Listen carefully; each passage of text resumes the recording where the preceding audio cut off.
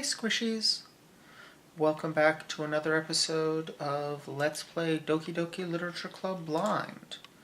Not really a lot to say. Not a ton happened last time. I'm hoping more will happen this time. So let's just jump right into the game.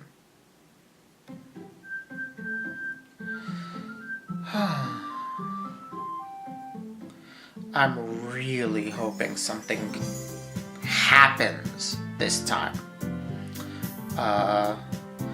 This is a much slower paced game than I was led to believe. It is taking a long time to get into the creepy stuff. Maybe if I, liked the genre, it would be different, but again, I really don't care for visual novels or dating sims. The only one that I really like is How to Fool Boyfriend. And I guess if you stretch the definition so far, it's about to snap, Phoenix Wright.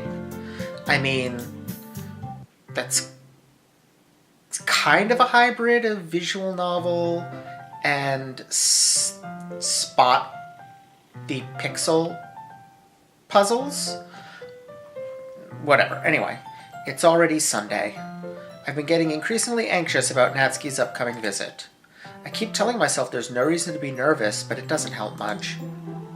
I wonder if she'll act any different when it's just the two of us. Oh, right! Natsuki's coming over. Meanwhile, she's been texting me a lot. I bet she has. We sent each other one... Oh, okay. Sorry, it took me a second to parse the sentence. We sent each other one after exchanging numbers to double check, but it turned into a conversation. She's almost a different personality on the phone, using tons of emoji and cute language. I wouldn't know anything about that. She also really likes complaining about things, but I kind of saw that one coming. Okay, this game is just straight up calling me out at this point. I am not the tsundere Natsuki is, but that does kind of sound like what it's like to get messaged by me. But putting Natsuki aside, I haven't heard a thing from Sayori since she left club early the other day. It's not like we text each other all the time or anything, but I've been worried about her in the back of my mind. Between what Sayori said and what Monica said, is it really okay for me to put Sayori's feelings aside when she might need me? I decided to visit Sayori before Natsuki comes over. Rather than asking, I simply tell her I'm coming over, much like we've done in the past. Once I reach Sayori's house, I knock on the door before entering it myself. Again, we used to play so often that we've made it a habit of simply entering each other's houses like we were family. The house is quiet. Sayori isn't anywhere on the first floor, so I assume she's up in her room. It's already strange of her not to run down and greet me. Okay, she's dead. I head up to her bedroom where I finally find her. Sayori? Oh, she's alive. Hi, Frobor. I sit down in her room. Sayori forces a smile, but it's easy to tell that she's different. There's a minute of silence between us. You haven't come over like this in a long time, have you? I guess you're right. It has been a long time. Not much has really changed, has it? Sayori's room is as messy as it's always been. I also recognize the same stuffed animals and wall decorations that she's had for years now. What is up with that bird robot thing on her window? Are those teeth? And a cowboy hat? No, I think that's a weird hair style. You know what? I'm not questioning it. I do like that the room is slightly messy. It's lived in. It's neither, oh, this character's a slob, nor eerily pristine the way these sorts of backgrounds often are.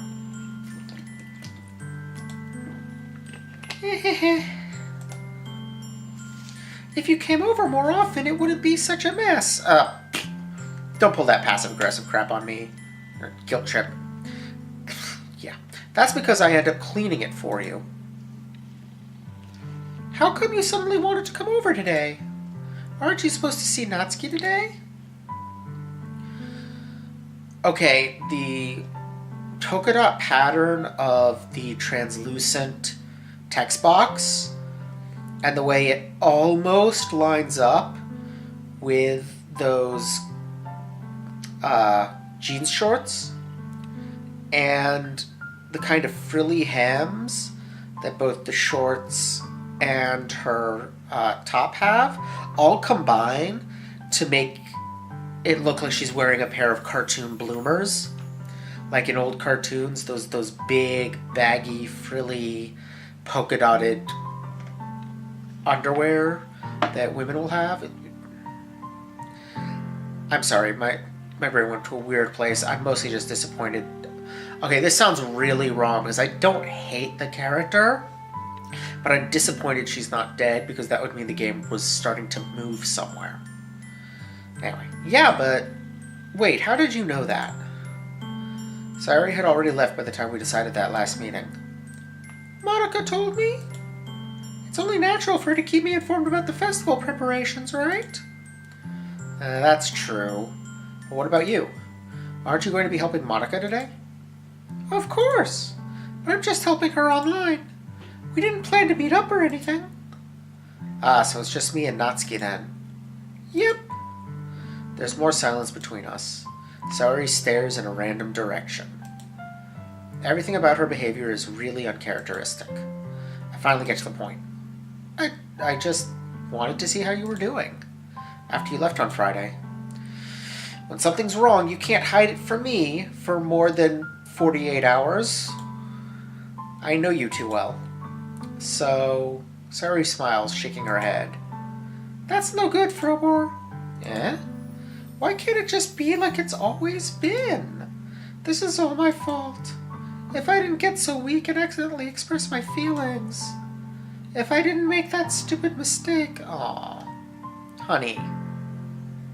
Look, just 'cause I don't like you back doesn't mean it was a mistake to express those feelings, okay? You gotta get them out to move on from them. That's just how feelings work. You keep them in, they go rancid. And then you start murdering people, given the kind of game this is. Actually, you know what? Yeah, keep them in. Then you wouldn't have been worried about me at all. You wouldn't have come here. You wouldn't have even been thinking about me right now. But this is just my punishment, isn't it? I'm getting punished for being so selfish. I think that's why the world decided to have you come over today. No, I decided to come over. The world does not get a say in the matter. It just wants to torture me. No, I just want to... Wait, no. Sayori. I grab Sayori by the shoulders. What on earth are you saying? Are you listening to yourself right now? I know something happened to you. There's no other explanation for you to be like this. So tell me already. Until I know, I won't be able to stop thinking about it. Sayori gives me an empty smile.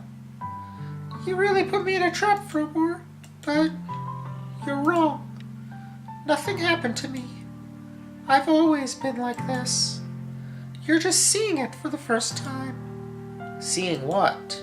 What are you talking about, Sayori? You're really just gonna make me say it, aren't you, Frobor? I guess I have no choice this time. The thing is, I've had really bad depression my whole life. That's not what I was expecting her to say. I was assuming we were headed for a love confession. That's substantially more interesting if it's handled well. Did you know that? Why do you think I'm late to school every day? Because most days I can't even find a reason to get out of bed. Oh, that's a dark take on that trope. I like it. What reason is there to do anything when I fully know how worthless I am? I slightly regret giving her such a silly voice, but in my defense, I'm not that good at voices. Why go to school? Why eat? Why make friends? Why make other people put their energy and care to waste by having them spend it on me? That's what it feels like. And that's why I just want to make everyone happy. Without anyone worrying about me. Oh, honey. Oh, I have been where you are. It's a dead-end road. Trust me. I'm in shock. I can't even figure out how to respond. How is it possible that Sayori kept this from me the entire time that I've known her? It's called functional depression, character. It's a thing. It's exactly what it sounds like. You're depressed, but you're functional. That makes it much, much harder to seek out treatment. Did she really want so badly for me to just not think about her? Why, Sayori? Eh? Why is it that you've never told me about this? It almost feels like I've been betrayed as your closest friend. Don't say that! Because if I knew, I would have done everything I could to support you. Even if there's only so much that I could do. Okay, but literally the only word in this that she is going to hear, the only word that her depression will allow her to remember is betrayed. I would have tried a little bit harder to make every day a little better for you. That's why I'm your friend. All you had to do was tell me. You don't understand at all, Frobor. Why do you think I didn't tell you?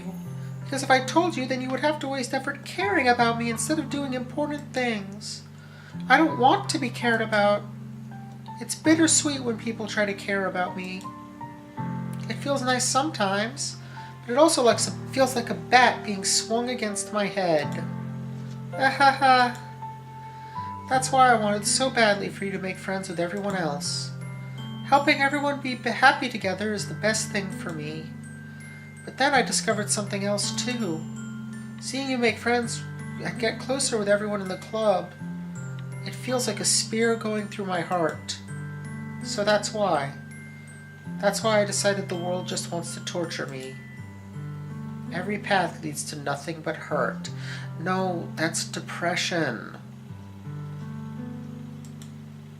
That's not the world torturing you, that's your own brain. You're right that I don't understand. I don't understand your feelings at all, Sayori. But I don't need to understand. Okay, that's a good answer. Whatever it takes for me to help you stop hurting, that's what I'll do. No, Frobor. There's nothing. You're not a trained counselor. Nothing at all. The only thing that could have helped is if everything could be like it always was. But I was selfish. I finally showed you what a horrible person I am. Tears streaked down Sayori's face. I made you join the literature club because I was selfish. And I was punished by my heart hurting in a way that I couldn't understand. And now you came here and I made you hurt too. I'm just weak and selfish. See, the only word she heard was betray. The only thing she was able to hear was that main character was hurt by her words and not the caring underlying that. That's all I am. And that's why I'm going to accept these punishments. Because I deserve every last one. Without thinking, I once again grab Sayori's shoulders. This time I pull her into a tight embrace. Excuse me. Frobor. Sayori, I don't care if you feel selfish. I'm really happy that you convinced me to join the club. Seeing you every day makes it worthwhile enough. If I make friends with everyone else, then that's just a bonus. But please never underestimate how much I care about you. I wouldn't have it any other way. Frobor. Sayori isn't hugging me back. Despite my arms being wrapped around her, Sayori's arms remain at her side. Yes! That's what her not hugging you back means. She starts sobbing next to my ear. No, don't do this to me. Please don't do this. Frobor, Sayori barely manages to speak between her sobs. I don't know if I'm doing the right thing, but all I want is for her to know that I care. That's as good as you can really do with a depressed person. It takes a lot I say this from personal experience as someone who struggled with depression for most of her life. You can't make a severely depressed person happy. You can give them moments of happiness, but the depression will quash them. Only the depressed person themselves, working with someone very well trained, working with a professional,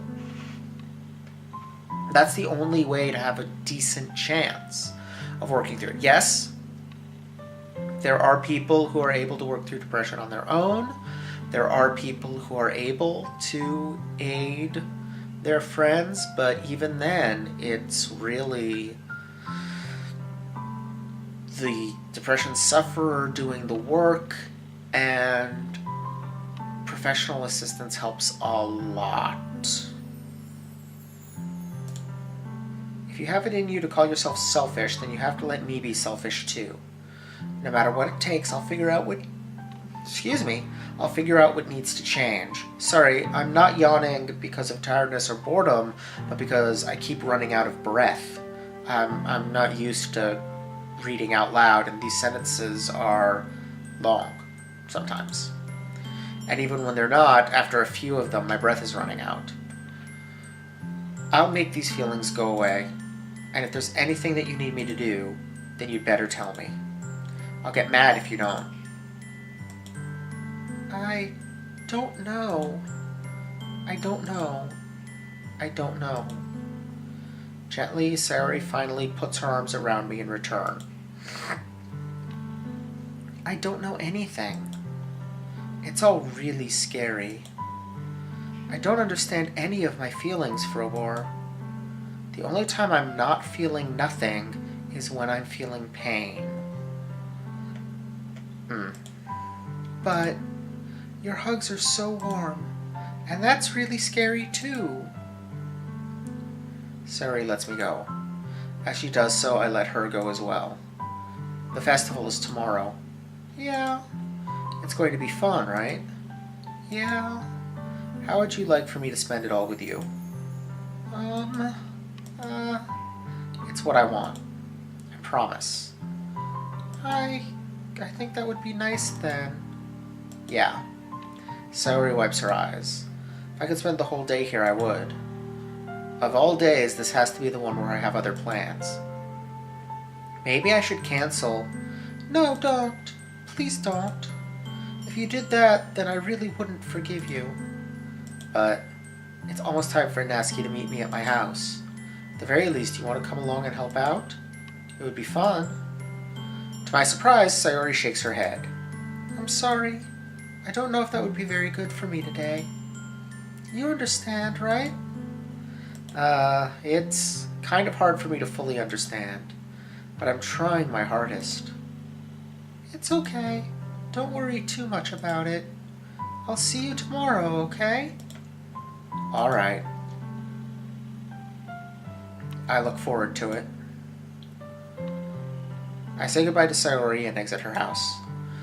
On the way home, I find myself still feeling uneasy. But it's hard for me to keep thinking about it when Natsuki is about to come over too. I think Sayori is right. I shouldn't be worrying too much, and we're definitely going to have a great time tomorrow.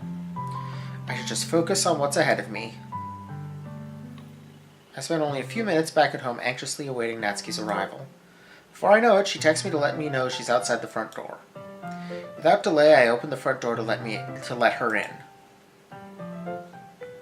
Aw, that's cute. Forget, is there a button that lets me... Yes. That's such a cute little outfit. Sup? Hey. I don't know what I was expecting, but seeing Natsuki in something other than a school uniform totally threw me off. Seeing her in such cute clothes makes the uniform seem totally unfitting in comparison. Jeez, don't make it feel so awkward already. It's gonna be a long afternoon, so don't be weird just because you're not used to seeing me outside of school. Anyway, I'm coming in. I see you brought a lot of stuff. Natsuki is carrying a large bag that is probably full of baking supplies. Well, I didn't want to come all this way to find out that your kitchen isn't equipped for the job. You bought everything I asked you to, right? Yeah, I did. Yesterday, Natsuki asked me to buy a bunch of ingredients if I didn't already have them at home. Good. Glad I could count on you to do your part. Well, of course. I was surprised to hear Natsuki suddenly say that rather than something snarky like she usually does. Could it be that she's a little different outside of school after all? Anyway, let's go to the kitchen. What? You're not even going to offer to take this heavy bag from me? Where's your hospitality, Frobor? Come on. Since when did I need to be... Oh, come on. Since when did I need to be a gentleman? I grab the bag Natsuki holds out to me. This is ridiculously heavy. Ha ha ha! I carried that all the way here. Are you impressed? I see now. Yeah, I am impressed, Natsuki. It seems like I always underestimate you. It's because I'm so small, isn't it? You jerk. Natsuki hits a fist into my chest. Hey, your size has nothing to do with it. Do you really hate being small that much? It's not like I hate it. I mean, sometimes I like proving people wrong when they only think I'm worth my size. It's fun when I get to be small and also better than other people. But, geez, never mind. What are you making me say? Don't think you can make me talk about weird things just because we're not at school. Are we getting started or what? There's a lot of stuff I gotta teach you. What? That's a little bit more like you. You're more fun when you just speak your mind like that. Hey! Now you are treating me like a kid. I was just trying to be a little nicer to you, you know. And just because I don't have a mature and sexy figure like Yuri doesn't mean you should treat me like... Natsuki catches her words and her face turns red. She thinks Yuri is sexy.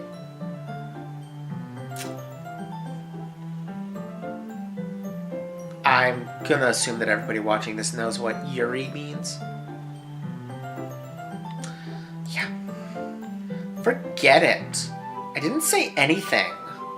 I should apologize. Yeah? I appreciate that you were trying to be nicer.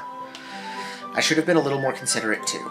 But also, if that's what you're thinking, then you should know that there are tons of guys who are into body types like ours.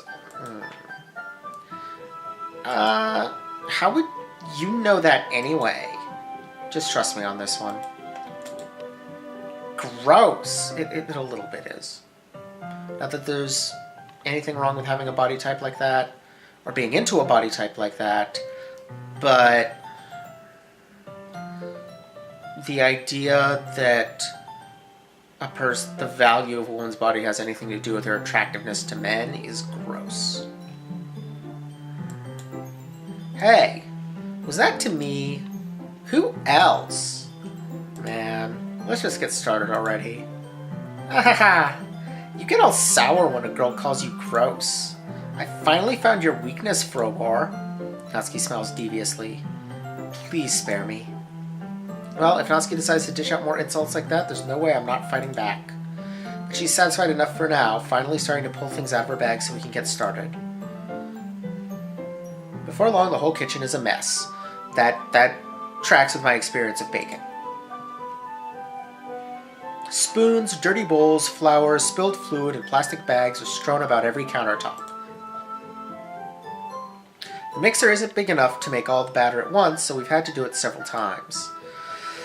Meanwhile, Natsuki is babysitting all of my movements to make sure I don't mess up her precious baking. Frobor, where did you put the food coloring? The batter's going in the oven soon, so I need to fill the trays. I think it's still in the bag next to the table. What are you using it for? To color the batter, of course. I'm making each tray a different color. That way, even if the flavors aren't different, everyone can still pick their favorite. That's a cute idea. Are we doing anything like that with the icing? Do you want to? You're asking me? I don't really have a preference, so... Come on! You're not putting any heart into this at all. Can't you at least try to have fun? I'm having fun. I'm not really sure what Natsuki is trying to get out of me. Meanwhile, I see her separate the batter into smaller bowls and put a few drops of food coloring into each. That does look pretty cool. See? It's not like baking is just about following instructions. The presentation is where you get to be creative and have the most fun.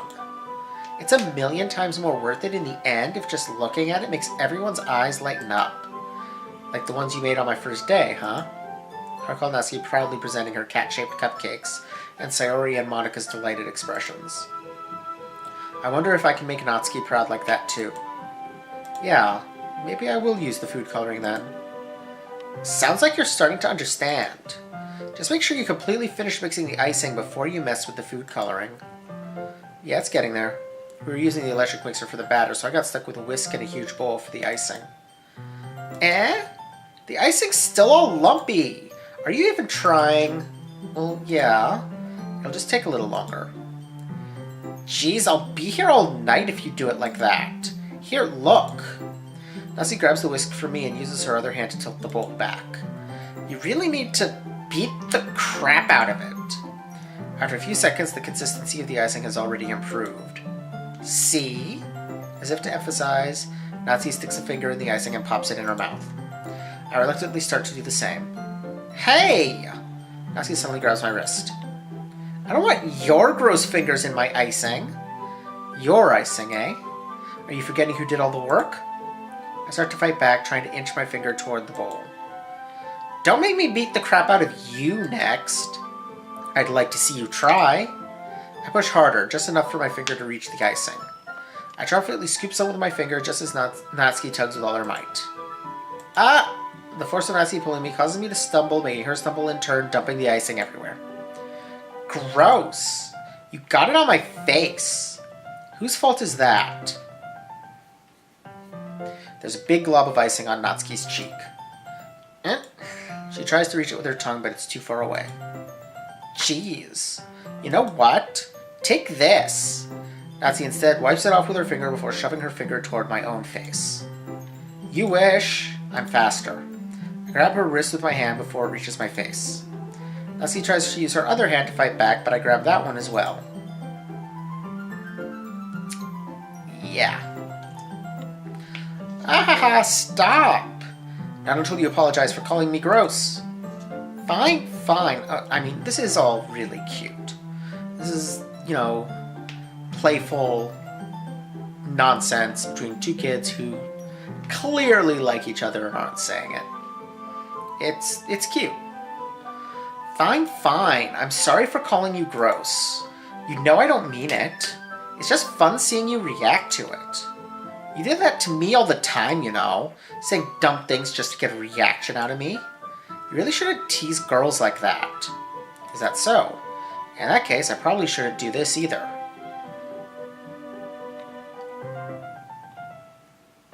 Okay. That is going to provoke a reaction of some kind. I take Natsuki's finger and put it in my mouth, licking off the icing. What? Did you seriously just... Natsuki is so surprised that she can't even figure out how to get mad at me. Her face is entirely red. Frobor, you really shouldn't do that kind of thing to girls, unless you really like them. You know that, right? I mean, really, you shouldn't do that kind of thing to girls, unless you really like them, and they really like you and have okayed it. But, What kind of question is she asking me just like that? How did the mood turn to this so quickly? Natsuki gazes at me in silence. I notice her shallow breaths. Why am I starting to feel dizzy? Out of nowhere, the fire alarm starts going off. Natsuki rushes over to the oven. Is something burning? I thought you didn't put the cupcakes in yet. No wonder! You left a dirty tray in here, dummy! How could you make a mistake like that? You should have checked before turning the oven on. Don't blame me for your mistakes. Jeez. Oh, and once again, the game pulls a delaying tactic to prevent any actual developments from occurring in the closest thing it has to a plot. Yay. Natsuki uses an oven mitt to grab the blackened tray out of the oven. She sets it on top of the stove. In another moment, the fire alarm stops. Anyway, I'm putting them in the oven now. Yeah. The tension from the moment before still lingers over our heads, but the moment has already been lost. I watch as Natsuki slides the cupcake trays into the oven.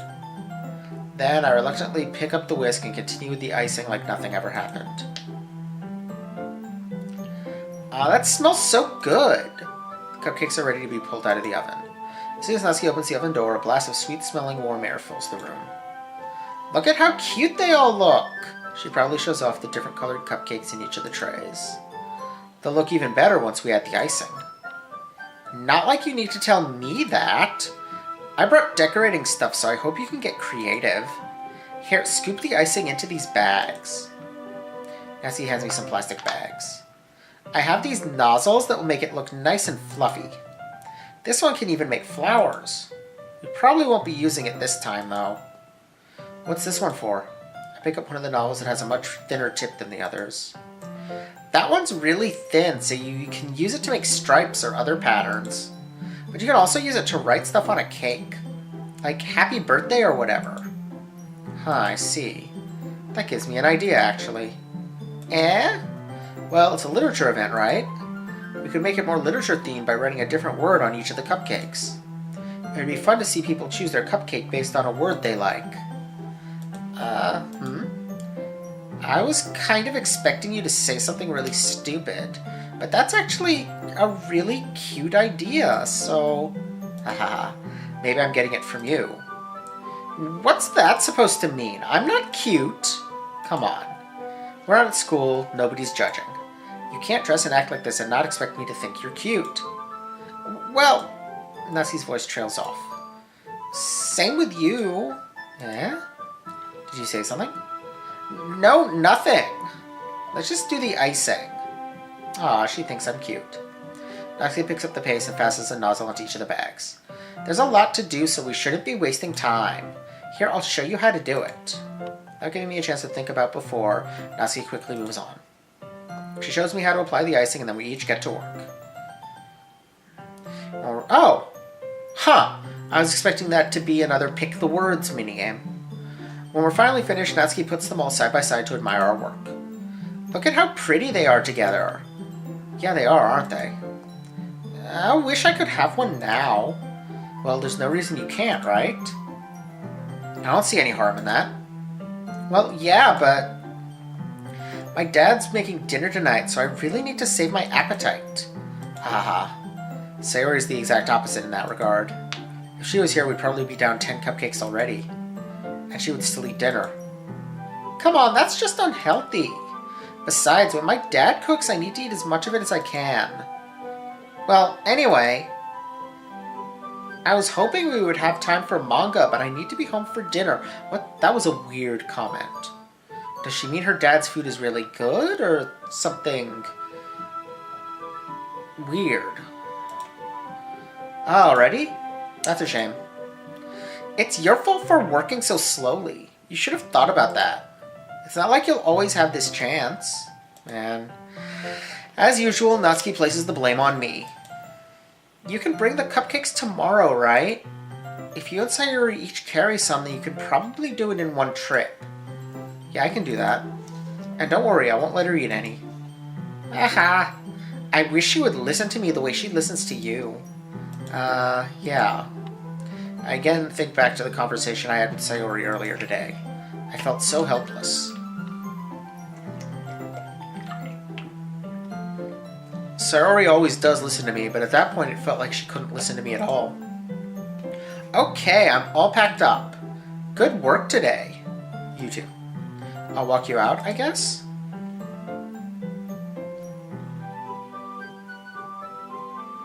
Just like that, Natsuki is already about to leave. It feels like the afternoon went by in a flash. More than that, did I even take the opportunity to get closer to her like I wanted? I mean, dude, you licked her finger. That's... you know, by the standards of the speed at which dating sims tend to move, you are married at this point. Well, I guess I'll be off then. Thanks for all the help and everything. I'll see you tomorrow. Wait, Natsuki. Eh? What you said before about not always having this chance. It doesn't have to be that way at all. I had fun today. You showed me how fun baking can be like you wanted. And aside from that, you can come over any time, okay? I think that if possible, I'd like to spend more time like this. If you want to read manga or go out somewhere... do you really mean that? Natsuki looks at me tensely like she's trying to hide her expression. Yeah. I want to spend more time with you. Frobor, I thought you only cared about getting this done. I'm sorry I had to leave so early today. I really didn't want to. I would really stay here longer if I could. I feel the same way as you, so... Whoa! Natsuki suddenly gets closer to me. Wait, Natsuki. Standing inches from me, Natsuki looks up at me. I feel her fingers gently clutch the sides of my shirt as if holding on to me. Her rose-colored cheeks and matching eyes fill my vision, along with her slightly parted lips. What is happening? It's called a kiss. My head starts to go dizzy as I feel her soft breaths against me. I've felt it for a while now. Natsuki suddenly jumps back. Sayori? Eh? Hi, Frobor. Sayori, just now we weren't... It's okay, Frobor. I just stopped by to say hi. Well, you should have come a little earlier. I'm already on my way out, so... Oh, really? That's too bad. Yeah, well, I'll still see you at the festival tomorrow, so it's fine. Just don't eat any cupcakes before then. Anyway, later. Clearly flustered, Natsuki hurries off and Sayori waves goodbye. Sayori, I thought you didn't want to come over today. Well, I tried staying in my room, but my imagination was being really mean to me, so I had to come here and see it for myself. See what? What are you talking about? You know, how much fun you were having with Natsuki, and how close you got to her. It makes me really happy that you've made such good friends. That's all that matters to me. Tears start to fall down Sayori's face. That's all that matters to me. Why am I feeling this way, Frobor? I'm supposed to be happy for you. Why does it feel like my heart is splitting in half? It hurts so much. Everything hurts so much. This would be so much better if I could just disappear. Sayori, don't say that. It's true, Frobor. If I wasn't here, then you wouldn't have to waste your sympathy on me. You wouldn't have to put up with me being selfish. Monica was right. I should just... Monica? Monica was right about what? Sayori, what I said before is true. What has Monica been doing? I'm not going to let this continue. Caring about you like this isn't the burden your mind is making it out to be. It's something that makes me happy. It's something that I wouldn't trade for anything else. So even if it takes an entire lifetime, I'm going to be by your side until you don't feel any more pain. But... Sayori looks away. I put a hand on her shoulder to reassure her. I'm scared, Frobor. I'm really scared. What are you scared of, Sayori? I'm scared that I might like you more than you like me. Sayori? It's true, isn't it? I was weak and started to like you too much. I did this to myself. That's not how it works. Frobor, I like you so much that I want to die. That is not a good thing to hear from someone with severe depression. That's how I feel. And... That's enough, Sayori. I don't want you to hurt anymore. That's not a good thing to say to a depressed person who's talking about wanting to die. I slide my hand down Sayori's arm and squeeze her hand in my own. Do you remember how I said I always know what's best for you? Do you still believe me? Wordlessly, Sayori nods. Even if you don't understand all of your own feelings, I know what you need the most right now, and that's what I'm going to give to you. Sayori...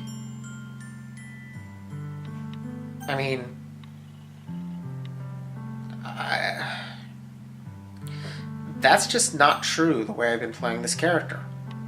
So, yeah. You'll always be my dearest friend. What you need most is for things to be like they've always been. Monica told me the truth. She told me how much happier you seemed after I joined the club. I know you're struggling with some really difficult feelings right now, but please trust me that I know what's best and what will make you happy in the end. I promise I'll get things back to the way they were. I really don't like this trust me over yourself thing that my character is saying, but okay. I see. Sayori forces a smile through an incredibly pained expression. Is this what it feels like to get stabbed in the chest?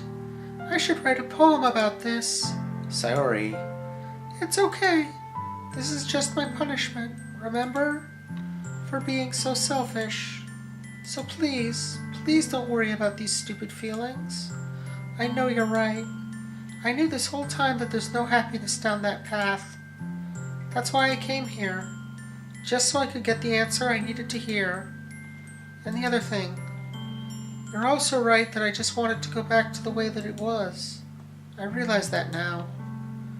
You really do know me better than anyone, Frobor. I'll trust you with anything. Anything at all. So... Sayori's smile finally breaks. All of a sudden, she turns around and drops to her knees. I can't make that sound. Clutching her head with both hands, she screams as loudly as she can. I mean, I've got neighbors. I'm so shocked that I don't know how to react. Sayori looks over her shoulder and flashes me one more weak smile before turning around and running off. Sayori... I'm left helplessly standing in the front of my house. Why am I feeling so horrible about this? There's nothing more that I could have done. The most I can do is support Sayori through her feelings and help her on the path that's right. I guess. But I'm having as much trouble understanding Sayori's feelings as she is. Even though I can comfort her, I keep wondering if I should be doing something more or something different. I know these thoughts will continue to plague me until things are back to the way they were. I'm going to give it everything I've got. Sayori will always be my dearest friend. And I'll do whatever it takes to put a smile on her face every day.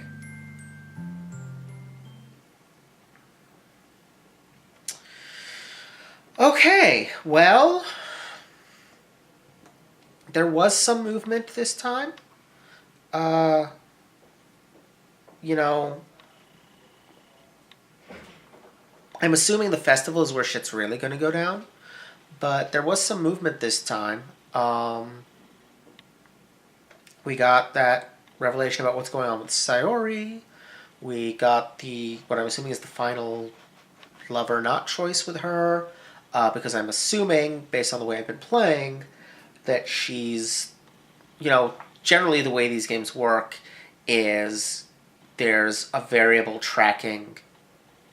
associated with each girl, and based on what you do, that variable increases and sometimes decreases, and whichever one you've got the highest point total with at the end of the game determines the ending. Sometimes there's some more complexities in that, but that's basically how these generally work. And I'm assuming that these particular events are happening because Sayori is number 2.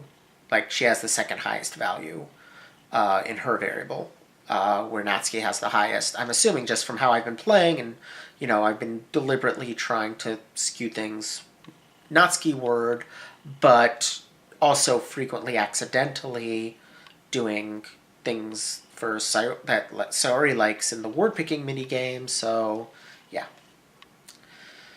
Anyway, at least stuff finally started to happen, and I feel like next time stuff will really happen. So that's something. I hope if nothing happens again next time, that's going to be real disappointing. Anyway, gonna end it there. Hope you all enjoyed this. Don't forget to like, comment, subscribe. Check out my Patreon for early access to Let's Plays, vlogs, essays, and more. And I'll see you all next time. Bye!